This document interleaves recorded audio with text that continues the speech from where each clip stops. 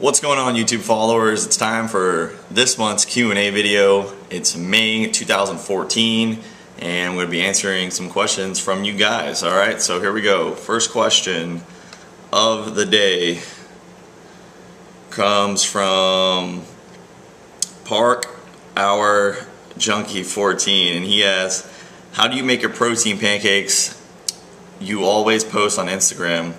I actually have my recipe in one of my YouTube videos, so I'll try to find that link and I'll post it in the description box down below so you guys can just click on that and then you'll know how to make my protein pancakes, alright?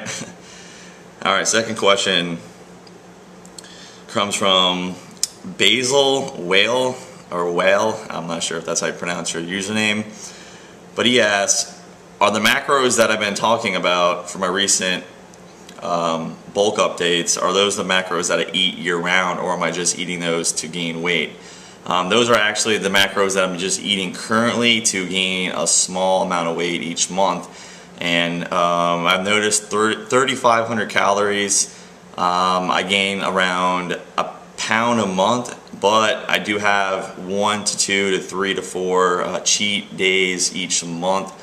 And I'm pretty sure those cheat days I'm eating anywhere between like 4,500 to 6,000 calories a day. So I would actually say that 3,500 calories is probably my maintenance level, and those cheat days are the days that I'm actually gaining weight from. That 1 pound a month, which is pretty crazy. So my metabolism is really fast, pretty much. That's what I'm saying there. Alright, next question comes from Chris. Chris asks, how do I approach the introduction of concept of macros to clients who have little to no knowledge on the subject, or their previous knowledge on nutrition is completely skewed in a way that draws them in rather than pushing them away? Thanks for the question, Chris. I kind of haven't had that real problem yet with most of my clients. Most of my clients already follow If It Fits Your Macros. Some of them still say that they incorporate a lot of bro science into their diet, which is no problem. You know, I think people think that If It Fits Your Macro people just eat ice cream and cake and cookies and like that's all their diet is, when the reality is it's not like that at all. You have to hit your protein requirements for the day, your carb requirements for the day, and your fats for the day. So, you know, to hit 200 grams of protein a day, you're gonna have to be eating more than just cookies.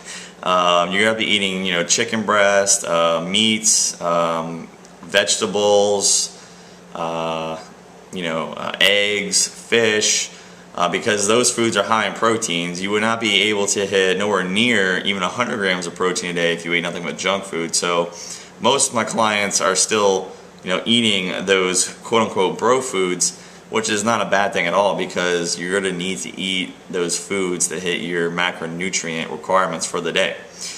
But how would I get somebody to kind of acquire the knowledge of If It Fits Your Macros or macros when their nutrition is completely skewed?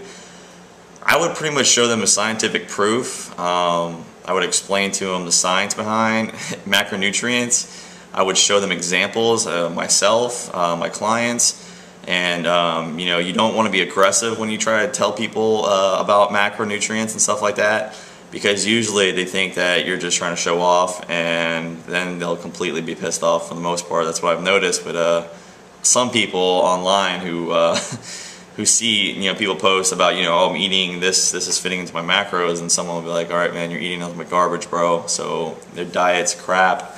And that's just not the truth. The truth is that most people who utilize If It Fits Your Macros are just showing that you can eat ice cream. There is no problem with putting barbecue sauce on your chicken so that it tastes better and you enjoy it more. You know, you don't have to eat plain broccoli. You can put cheese on it. You know, if you just fit those macronutrients into your total caloric intake for the day, there's no problem of doing that. And that's where I think a lot of people fail to realize. They just see as, you know, oh, you're just eating like a pig, and you know, it's not good for you, that's unhealthy. But that's pretty much my complex answer for you, Chris. Hopefully I kind of gave you the answer you were looking for. If not, I'm sorry, bro. But alright, Thanks for the question again, bro. And going on to the next question. Next question comes from CSS Face, and he pretty much asked, what was I doing at 230 pounds? Powerlifting? I kind of think I went over this question, but I'm not 100% sure. At the end of my senior year, I was still bulking at 210 pounds, and that was for strictly powerlifting, and I wanted to continue to keep bulking as long as I could. And once I got to 230 pounds, I wasn't really gaining any more weight with that, and it was simply because I just didn't have the appetite to keep on eating past 230 pounds. I was forcing myself to eat at 230 pounds. I was probably eating around 6,000 calories a day on average consistently, and some days probably up to 8,000 calories a day when I went out to like a buffet or something like that. And that was just really hard for me to do. Even with my extreme, really fast metabolism and really good appetite, eating 6,000 calories a day is really, really hard.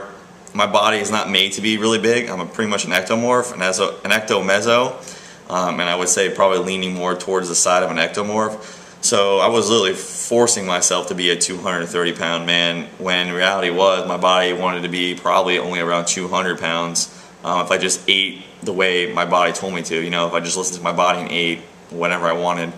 So that's the reason why I wanted to keep bulking. I just wanted to see how big I could possibly get, and 230 pounds was that top number I could reach. And before I was like, all right, I just gotta tap out. I can't eat any more food. And I wasn't actually planning on powerlifting at that point or competing in anything. I was just trying to be as big as I could be naturally for a bulk. So hopefully that answered that question there. Next question goes on to Leo Ventriska. I'm not sure if that's a guy or girl, but he or she asks, what inspired you to compete in bodybuilding? After that, I hit the 230 pound mark on my bulk.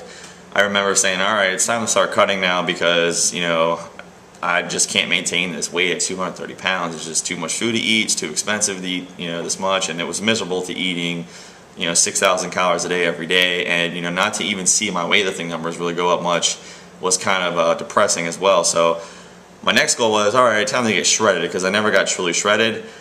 And I remember I started cutting, and once I got down to like 185 pounds, I got a gym membership at the local gym, and one of the managers there saw me, and he actually asked if I was getting ready for a bodybuilding show, and I was like, no, I'm not. And he's like, wow, he's like, I thought you were actually you know, a competitive bodybuilder, you know. He's like, your proportions are good, you know, you have good mass for a natural bodybuilder. Because I told him I was natural too, and he was even more shocked. And I remember thinking to myself, all right, I'm going to go home and look up, you know, natural bodybuilding competitions. And I remember seeing there was a natural bodybuilding show later in that year. I think I was like 6 or 7 months out at that time. And I was like, all right, I'm going to, you know, get on my first quest for this bodybuilding show, because it, you know, it sparked my interest, you know, because the gym manager, he knew a lot about bodybuilding, and he was telling me that I had really good genetics and I could do really well. So whenever, you know, someone says you could be really good at something, usually you take a real good interest in that subject and you go for it, and that's what I did. You know, I hopped on that bodybuilding prep mode. That was the first year I competed in 2011, and I was on a bro diet. Back then I didn't know anything about it, fit your macros, so it was my hardest diet, my most harshest diet. It was brutal. I was not eating, you know, much if you fit your macro foods. I was pretty much just eating like a lot of plain stuff. I remember back then, plain sweet potatoes, eggs with like just nothing really on them at all besides like low sodium hot sauce and stuff like that. But that's what got me inspired to compete in bodybuilding. And then after I competed at my first show and I got second, and then many people told me that they thought I got robbed, and I was like, wow, I really did really well, considering that I just went up against 10 other guys and got second place at my first show ever.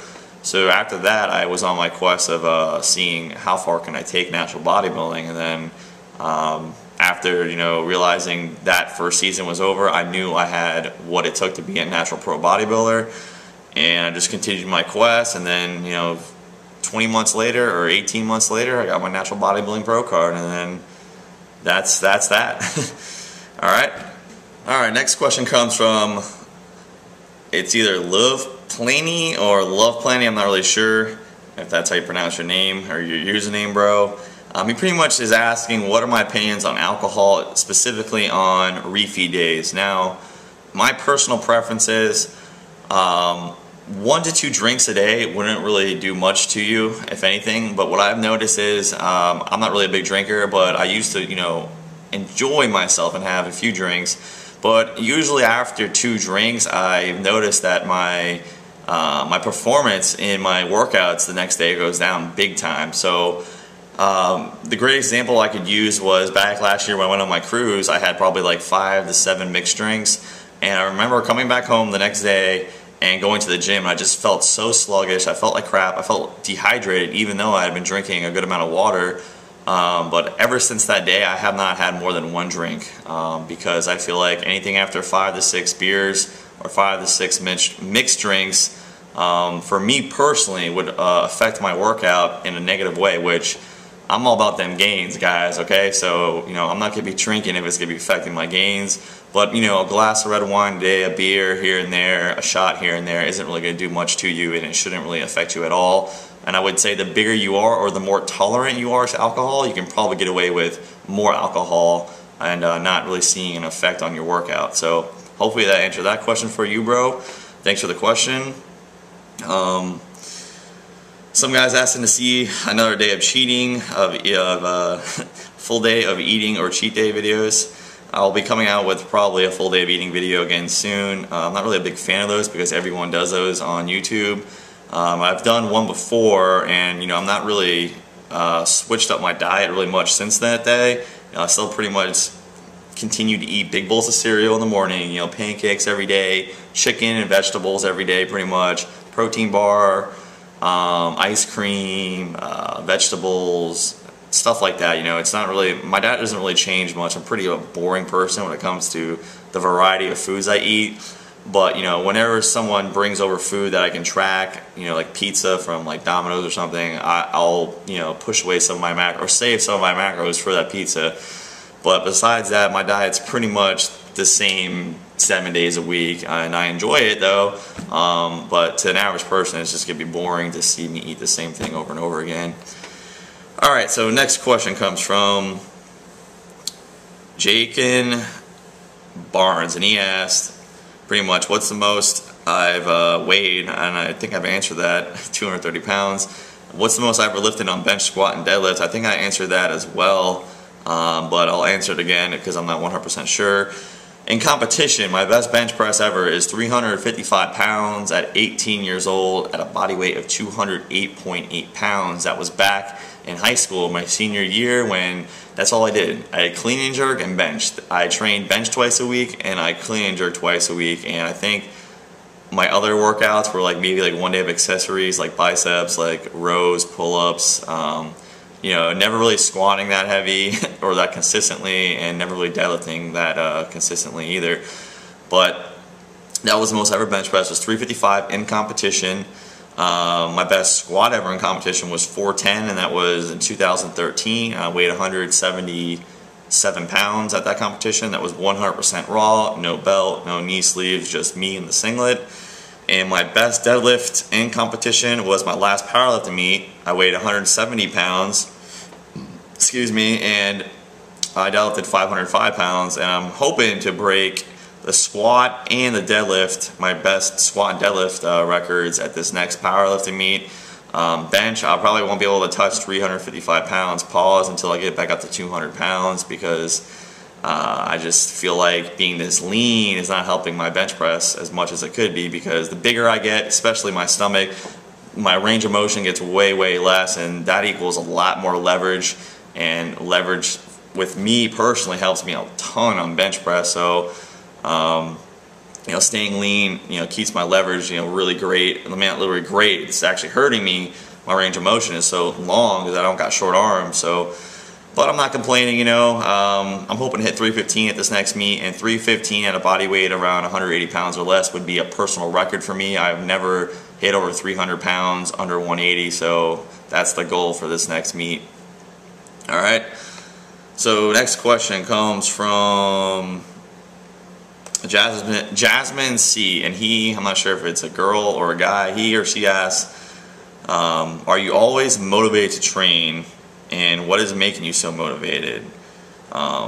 He says, some days when I work out, I'm feeling really fucked up.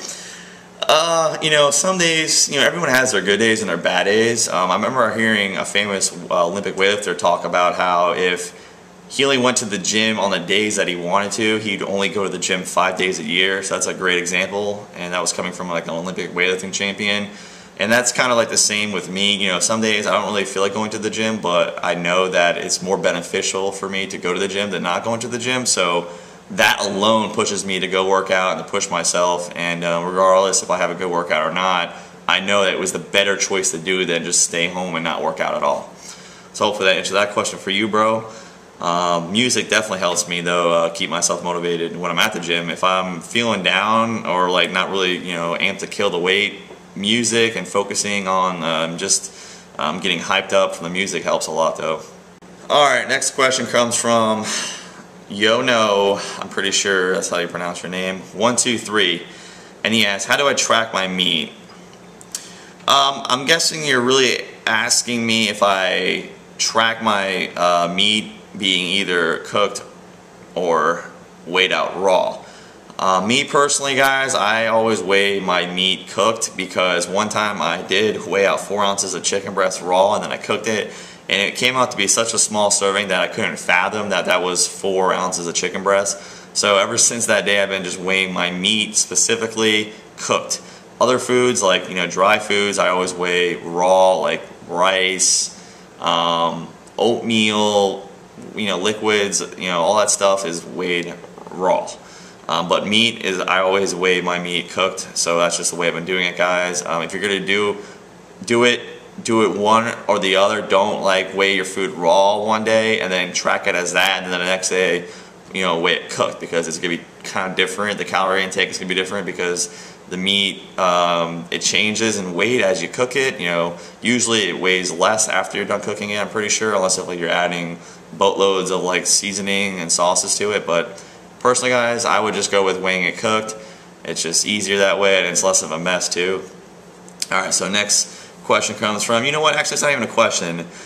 Jed, I don't even know how to pronounce your last name, but you think you can beat me in arm wrestling, buddy?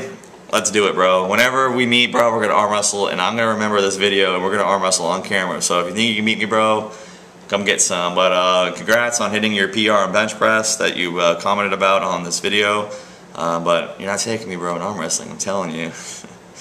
Our next question comes from Patroclus32, and he asks, what do I do for a living? Now, I've answered this question before.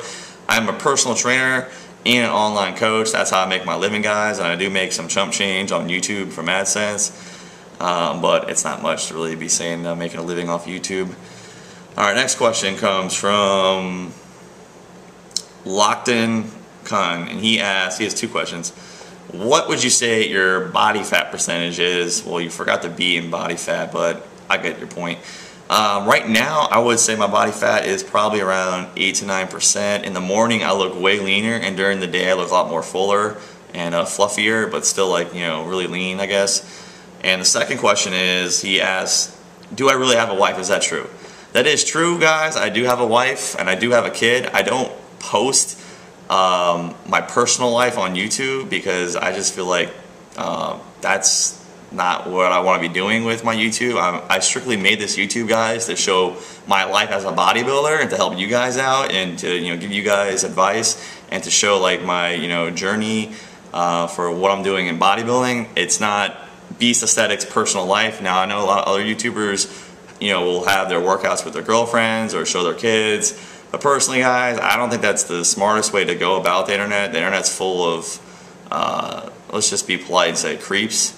I'm not going to say, you know, too much about those people, but I've definitely got some weird people on YouTube like messaging me and stuff. So just from that alone, I don't want to post my personal life on YouTube. So, and I actually have a lot of my friends who don't even want to be in my YouTube video just because of all the negative feedback that they'll know they get because they've been on my videos in the past, and, you know, people talk shit. So that's that, guys. Last question comes from Furkable, and he asks, I have a question. How do you train your abs, or do you train them at all? And I need to say that you're a huge motivation, like George Lehman, Ogus Bogus too. Greetings from Finland.